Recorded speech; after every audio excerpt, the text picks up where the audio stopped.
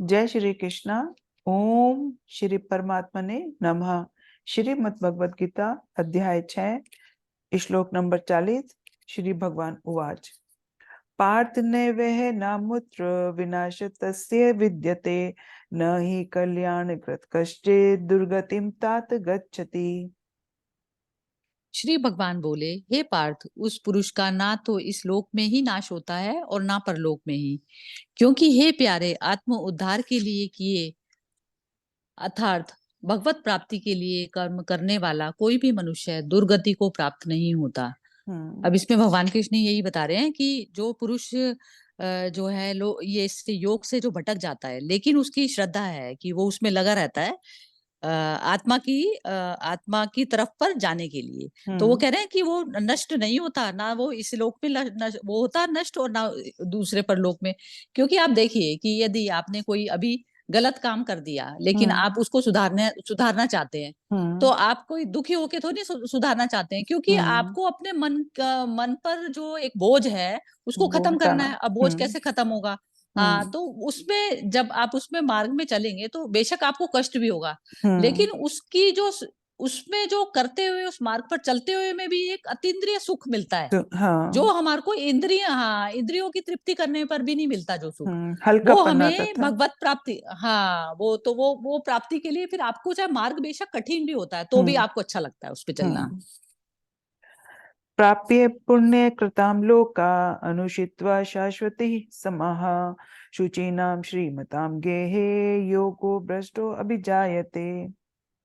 योग भ्रष्ट पुरुष पुण्यवानों के लोकों को अर्थात स्वर्ग आदि उत्तम लोकों को प्राप्त होकर उनमें बहुत वर्षों तक निवास करके फिर शुद्ध आचरण वाले श्रीमान पुरुषों के घर में जन्म लेता है। अब इसमें योग भ्रष्ट मनुष्य के बारे में बताया गया कि यदि वो योग से भ्रष्ट हो गया, योग से विचलित भी हो गया, हम्म सपोज कीजिए कि वो उसका मृत्यु के क्षण से पहले हो गया वो, तो हम्म वो उसमें कह रहे हैं कि आप वो जो है किसी अच्छे शुद्ध आचरण वाले जो घर होते हैं, हम्म जिनके माता पिता और इस प्रकार से होते हैं कि वो पहले ही योग में स्थित होते हैं, तो हम्म ऐसे वाले पुरुषों के घर में जन्म लेता है वो मनुष्य। हम्म तो वो जो है तो वो कहीं पर भी जो है आपका यदि योग से भ्रष्ट हो गए तो नेक्स्ट मोमेंट फिर आपके पास में आता है कि आप योग में दोबारा आरूढ़ हो सकते हैं। तो ये हम्म हर मनुष्य के पास में आता है। पास, हाँ। तो अब हाँ, तो बस आपको श्रद्धा चाहिए कि उसके हम्म प्रति श्रद्धा समर्पण इस प्रकार से चाहिए आपका मन। अथवा योगिनामेव कुले भवति धीमताम् एतद् दुर्लभ अंतरम लोके जन्म यदि दृशम। अथवा वैराग्यवान पुरुष उन लोकों में ना जाकर ज्ञानवान योगियों के ही कुल में जन्म लेता है, परंतु इस प्रकार का जो यह जन्म है सो संसार में निसंदेह अत्यंत दुर्लभ है। हम्म ज्ञानवान अब देखिए कि आपने किस फैमिली में आपने जन्म लिया है वो भी कितना मैटर करता है। यदि हम्म आप पूरी तरह से योग में चलते चलते आपकी मृत्यु हुई है और उसमें थोड़ा सा भटकाव आपके अंदर आ गया है, तो आपका जो है आगे का भी जो जन्म है वो भी श्रेष्ठ उसमें जो है आपका घर में पैदा होते हो आप। तो इस हम्म प्रकार से जो जो पुनर्जन्म का भी जो भगवान ने बताया ना, तो उसमें ये होता है कि आपका कुछ भी जो किया हुआ होता है तो वो नष्ट कहीं पर भी नहीं होता। हम्म चेतन लेवल पर कहीं पर भी नष्ट नहीं होता। आपका शरीर भी बेशक नष्ट हो जाए, लेकिन आपका जो है वो नेक्स्ट उसमें भी जो है बर्थ में आपका वो ट्रांसफर हो जाता है, जो भी कुछ आप जहां तक भी आप पहुंचे हैं। हम्म ये मुझे, मैं अगर इसी जन्म की बात करूं तो ये यहीं पर ही पता चलता है। ये जिस तरह के अगर आपने योग वाले काम करे, अगर वो आपका मन दुखी है तो आपकी वो मृत्यु है। और जब आप उसमें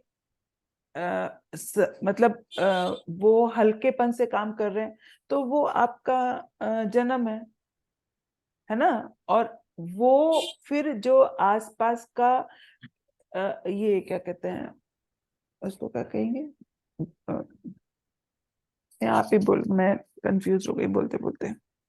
नहीं, ये जो तुम बोल रहे हो ना, तो हम्म वो बिल्कुल ठीक बोल रही हो।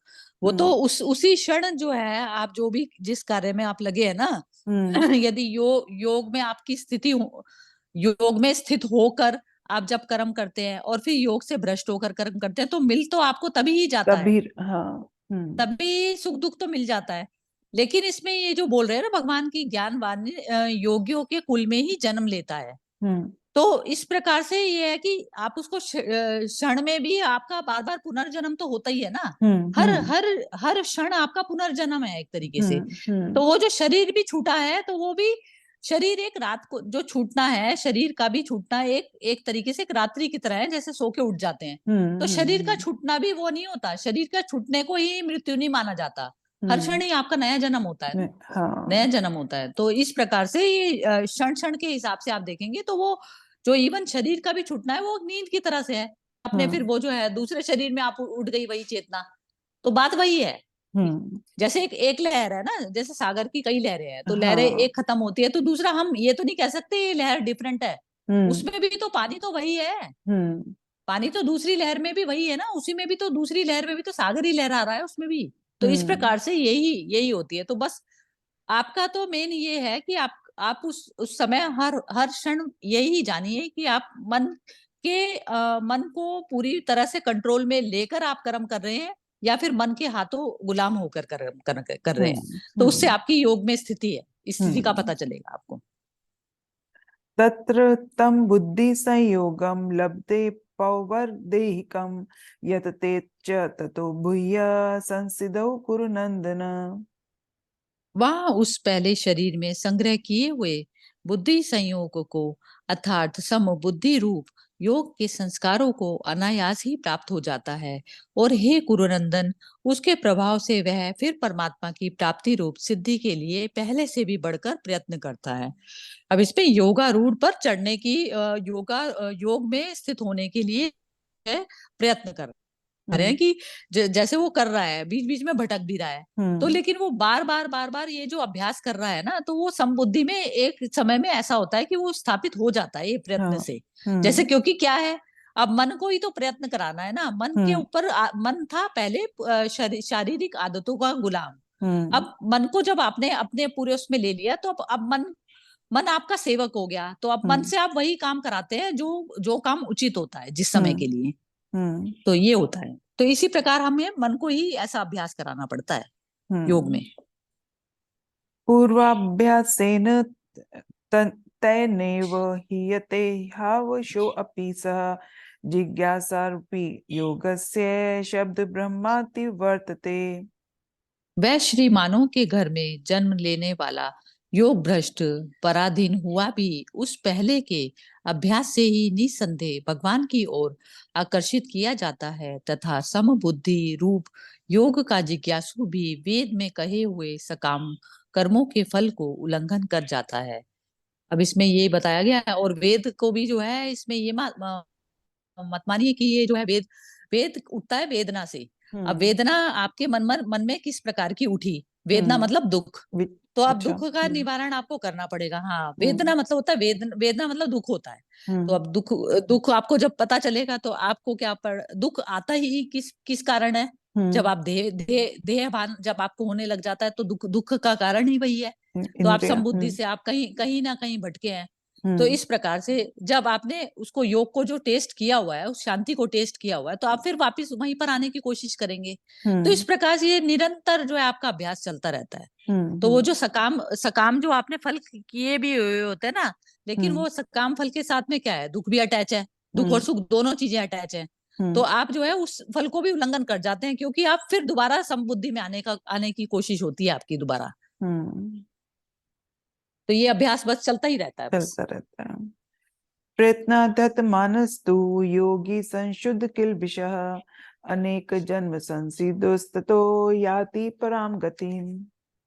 परंतु प्रयत्न पूर्वक अभ्यास करने वाला योगी तो पिछले अनेक जन्मों के संस्कार बल से इसी जन्म में संसिद्ध होकर संपूर्ण पापों से रहित होकर फिर तत्काल ही परम गति को प्राप्त हो जाता है। अब इस पे ये जो बार बार ये जो पिछले जन्म और ये सब की जो बात बता रहे हैं ना भगवान कृष्ण, तो वही हम्म। पिछला जन्म मतलब पहला क्षण।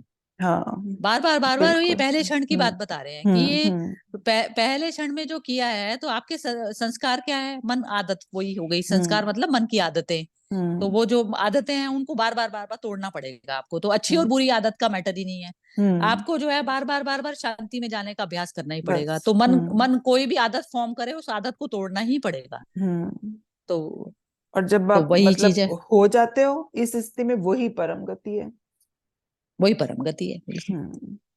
तपस तपस्वी भयो अधिको योगी, ज्ञानभ्यो अपि मतो अधिक, कर्मभ्यश्च अधिको योगी, तस्माद् योगी भव अर्जुन। योगी तपस्वियों से श्रेष्ठ है, शास्त्र ज्ञानियों से भी श्रेष्ठ माना गया है, और सकाम कर्म करने वालों से भी योगी श्रेष्ठ है। इससे हे अर्जुन तू योगी हो। हम्म योगी तपस्वियों से श्रेष्ठ है। हम्म तपस्वी उसको माना जाता है जो मनुष्य शारीरिक, जैसे कहते हैं ना, शारीरिक श्रम करता है और उससे फिर वो शांति में प्राप्त करने। तो पहले जो है, और शास्त्र ज्ञानियों से भी श्रेष्ठ है। आपने अपने मन की चीज को तो पढ़ लिया कि ये कहाँ से हो रहा है, ज्ञान तो हो गया आपको, लेकिन आपने जो है योग में स्थिति करने के लिए कोई प्रयत्न नहीं किया। योग में हम्म स्थित करने के लिए फिर कुछ एक्शन भी तो करना पड़ेगा ना। तो हम्म शास्त्र ज्ञानी से भी काम नहीं चलेगा। शास्त्र ज्ञानी मतलब मन के ज्ञान को, मन के हम्म स्वभाव को पढ़ना, हर क्षण पढ़ना पड़ता है। और हर किसी के मन की जो प्रकृति होती है वो अलग अलग होती है। तो इस प्रकार से मन को जब तक आप जानेंगे नहीं, तो आपका अपना शास्त्र की नॉलेज नहीं होगी। तो ये जो शास्त्र जो हम जो एक जैसे समझते हैं ना कि शास्त्रों का ज्ञान, तो शास्त्रों का ज्ञान में यही है कि आपके मन की जो कष्ट है, जो दुख है, तो पहले आपको उसकी पूरी तरह से जानकारी होनी बहुत ज्यादा जरूरी है। मतलब मन के तो उस भावों को पढ़ना हाँ, मन की, और तप करना, मतलब कि वो उसके ऊपर काम करना। तो हाँ ये जब होगा, ये इसलिए श्रेष्ठ नहीं है क्योंकि अभी आपका उनके साथ योग नहीं हुआ, अभी आप प्रोसेस में है। और जब योग हो जाएगा तो वो उन्हीं को बता रहे हैं कि अर्जुन तू योगी उस तरह का बन, है ना। खाली ये नहीं कि हाँ बस उस पर मेहनत ही कर रहा है, अभी मेहनत करना उससे पहले वाली की स्टेज है, योगी बनने से पहले वाली की स्टेज हाँ, बिल्कुल बिल्कुल है यही ना। ठीक है। हम्म। हाँ, योगिनामपि सर्वेषां मद तेनांतर आत्मना, श्रद्धावान भजते यो माम स मे युक्तमो मतः।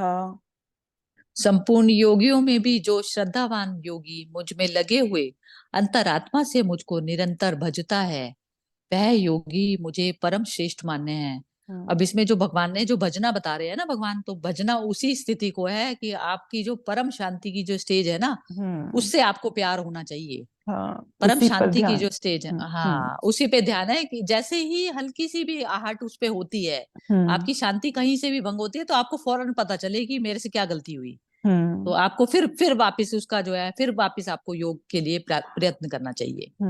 तो वो चीज जो है, जैसे कहते हैं ना, सुई पिन भी गिरे तो पता चल जाए। पता, तो ये हाँ। आंतरिक वो है कि आपकी जो चेतना है वो कैसे हिली, कैसे हम्म आपका मन जो है उसमें आया।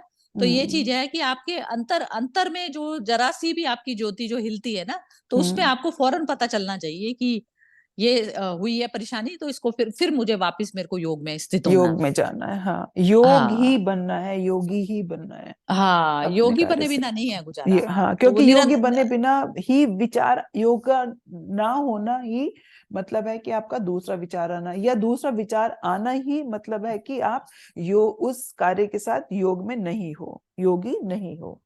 तो परफेक्ट परफेक्ट दुख आ ही गया, शांति भंग हो गई। ठीक है, जय श्री कृष्ण। परफेक्ट।